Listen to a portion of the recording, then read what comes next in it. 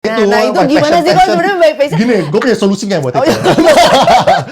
Gue punya solusinya itu. Soalnya yang muda ini, Saul itu bukan passion saya dok. Aduh saya udah pening dok kalau kayak gitu. Kalau bapaknya kaya 7 turunan gak apa-apa ya kalau kerja by passion. Kalau enggak kan mau gimana nyari passionnya. Pokok solusinya kalau yang kayak gitu. Solusi itu gampang. Solusi itu sebenarnya gampang. Solusinya adalah semua orang itu ngomongnya nggak passion. Tapi begitu mereka tahu mereka melakukan itu, mereka mendapatkan income 10 kali lipat lebih gede, tiba-tiba jadi passion. Iya sih ya. Tapi misalnya gue itu orangnya introvert gitu misalnya. Gue jarang networking, gue nggak suka. Tapi tiba-tiba kalau misalnya gue networking, gue jadi dapat 100 juta gitu. Tiba-tiba jadi passionate. Tiba-tiba gitu.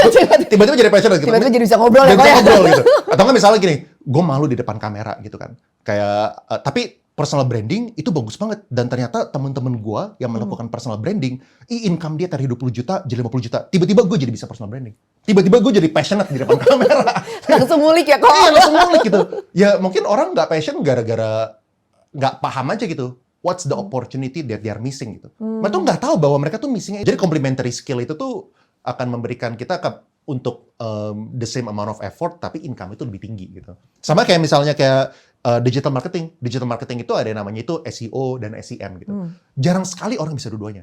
Orang yang bisa search engine optimization itu intinya supaya mendorong website kita supaya ranking 1 lah ya. Itu jarang sekali yang mengerti dari segi Google Ads. Gimana cara kita bisa pakai ads yang kompetitif dan yang efektif supaya kita tuh bisa maksimalin cuan.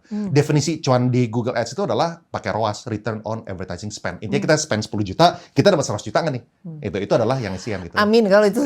Semua orang kan pengennya aminnya doang ya. Iya.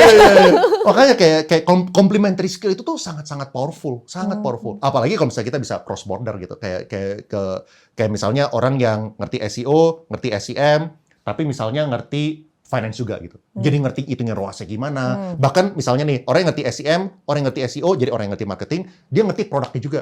Jadi bisa ngomong sama